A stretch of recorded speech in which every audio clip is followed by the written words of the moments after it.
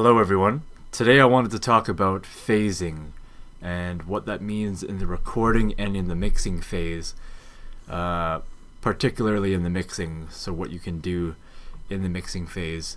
But for starters, I'll just explain what phasing is, how it can occur and whatnot in the recording, and then kind of just what to do when you run into it. So for an example, here we have a live off the floor recording.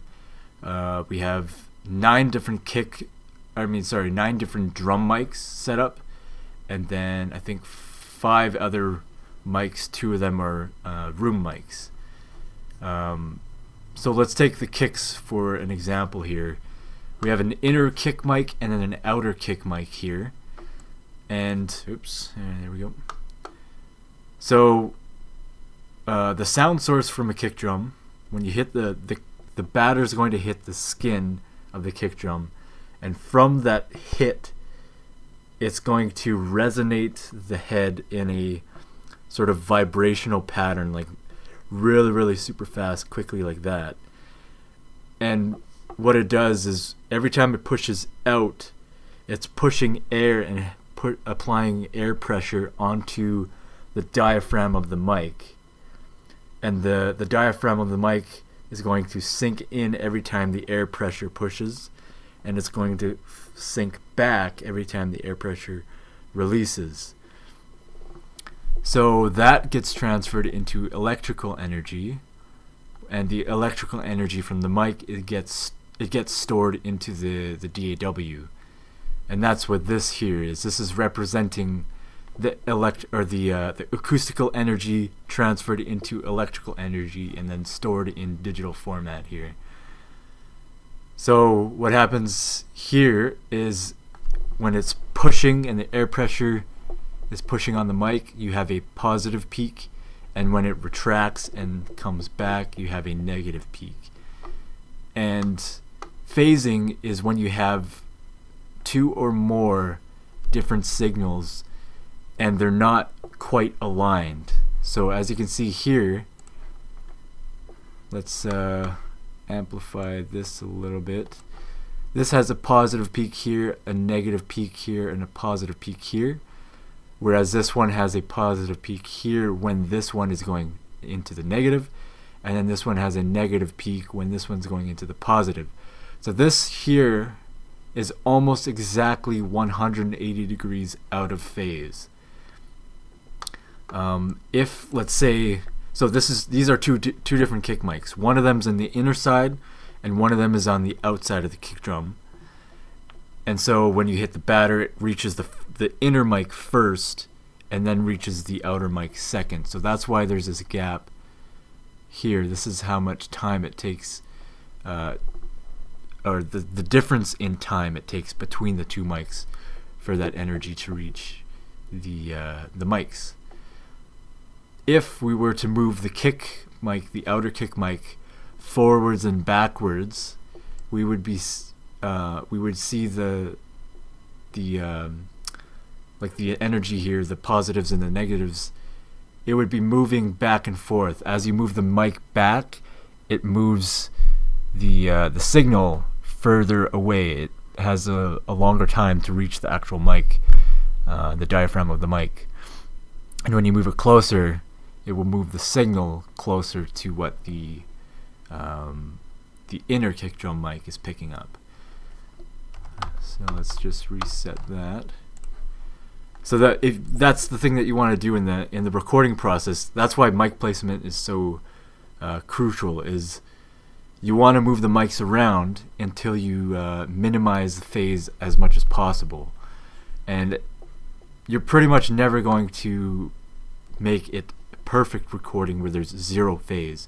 There's always going to be some sort of phase going on, especially when you have like this here. If you have 2 mics on one drum, you're trying to capture like a nice overall sound of the drum by having a close mic right next to the batter, but then you also want the outer kick drum sound from the outside skin, and to have that nice boominess, you want to have a variety of mics and mix them together to have a nice full sound. You're gonna have phasing at some point somewheres. It's kind of unavoidable. But let's just kind of go a little bit deeper into this just to further our point. So let's say this was sort of perfectly lined up here, and this is about as perfect as I can move it right here. You can see it's still not like perfectly aligned. It's not 100% perfectly in phase, but that's okay because everything gets summed up into just one source or a stereo signal in the end, and summing these two together is going to be pretty darn good, and it's going to be nice and punchy and have a lot of low end and a lot of high end and mid detail. So that's no problem. You don't have to have perfect phase, and you will never get perfect phase relationships. But so anyways, pro tip 1 is to try and minimize phase in the recording. And while we're at it, I'll just talk about overheads because it's completely relevant as well. Is when you're doing overheads, if you're doing more than one overhead mic, you got to think about what's important. So if you want to have a nice snappy, boomy snare, what you want to do is have both mics placed the same distance from the same point of the snare. You want to have that same distance away. So from the center of the snare, because that's where the stick is going to hit the snare most likely, or somewhere close to the middle, depending on the drummer, of course. But you want to have them both placed the same distance or equidistant from the snare. And that will minimize phase with the overheads. But now, the overheads are going to be a different distance from the snare mics if you have a close snare mic. So again, you're never going to have perfect phase, but as long as you sort of move things around and play around and try and listen for the best sound, then you're in good shape, because it'll be a lot better. You'll be in a lot better shape if you do that than if you do not move the mics around. So anyways, once you have this recorded, have a listen to it, and then what I do is I always just quickly check phasing, because even though, let's say, a recording sounds really good and you don't see how it could sound any better, you might be able to get an even better sound. So for this one, for example,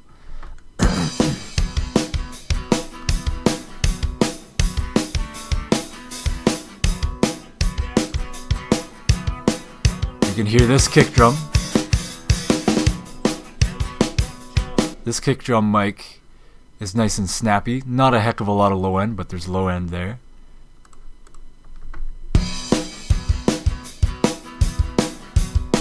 That's where most of the low end. It's not quite as snappy or punchy, but it's meaty and it's there. And both together, it's pretty good.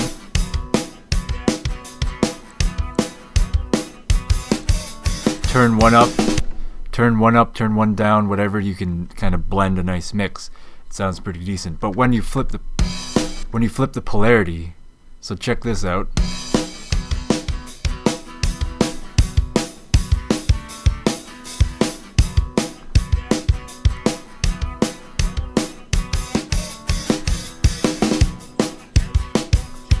It's a lot punchier with this 180 degree phase button enabled.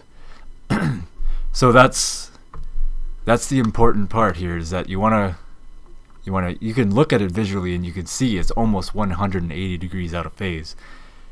And when it is 180 degrees out of phase like that, a lot of the times it's going to take the low end it's going to drop a lot of the low end, like low frequencies. It's going to be a lot less punchy if it's a drum. If it's something like a bass or a guitar or something, you'll definitely hear that low end sort of fizzle away. It won't sound as good.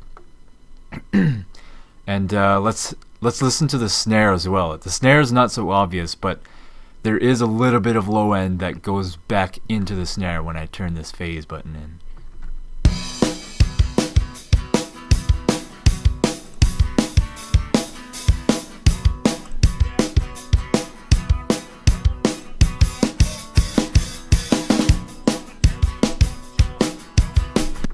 So either way, I think the snare sounds good. It's not a drastic difference, but in this case, I wanted to mix this song with a little bit more beefy, rounded snare sound, and that's the reason why I use close mics with snares, is because I want that beefy, punchy sound, and that's why I would choose to keep this phase button pushed in.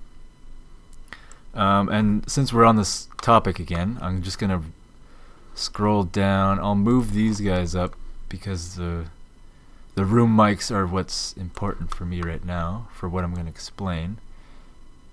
So when you have like snares and kick drums and stuff, the snare especially is going to poke through into the room mics. You can see here there's some kick there and there's some snare there. So these are like quite a bit different when the positives and negatives start. So when the kick or the snare hits, there's a delay, but that's because these are room mics. So if I was to try and match these perfectly and I moved them and aligned them all perfectly, you would no longer have that sort of distant sound, because you're moving that mic's sort of like time of when the sound reaches it. You're moving that to almost like as if it was a close mic. So you're kind of going to be altering the sound. I'll actually just demonstrate, because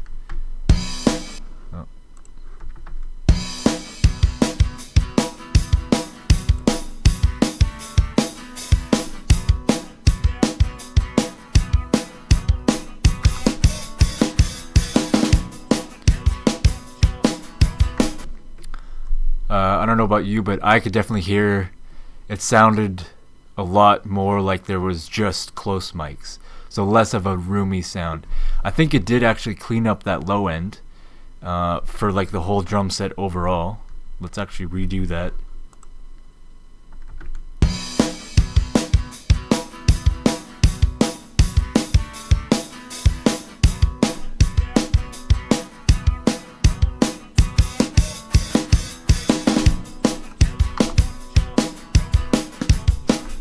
So kind of just a little bit of difference. And this type of stuff, like room mics and whatever else, overheads, you can kind of shift them around and do what the heck you want and play with it. For me, I like the sound of a room sounding like a room mic and being that distance apart, because then that's what creates that room sound, is having a distance and having that mic pick up the room sound instead, you know what I mean? So I usually don't really mess around with that too much unless I'm getting creative or want to try something new or whatnot.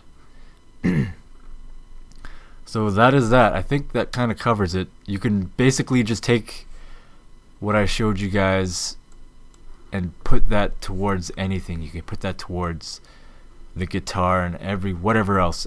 As long as you have more than one mic, if there's 2 or more mics, keep that in mind, especially when you're recording. Think about what's going on when the sound source, where, like for a guitar, the sound source is coming from where the pick is hitting the string, and the string is going to vibrate wherever it is. It's going to either going to go into the pickups, or if it's an acoustic, it's going to go and resonate through the hole and project out of the hole.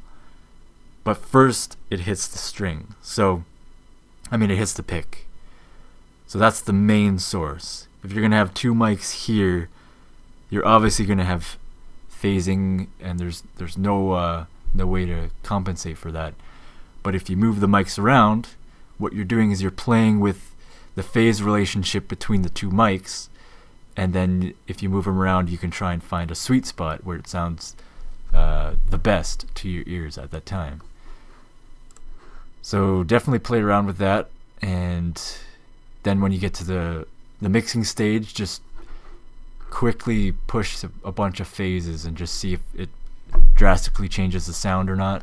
In this case, I quickly checked for the kick and the snare, and the kick was a huge difference. So yeah, hopefully you guys liked that.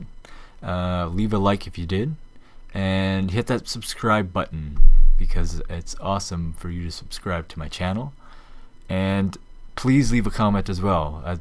I really want to have as many comments about what videos I should be making, or what kind of videos you guys would request that I make. Yeah, it really helps me to sort of guide myself to what I should be making videos for and whatnot. So anyways, thanks a bunch. Talk to you later. See you in another video. Bye bye.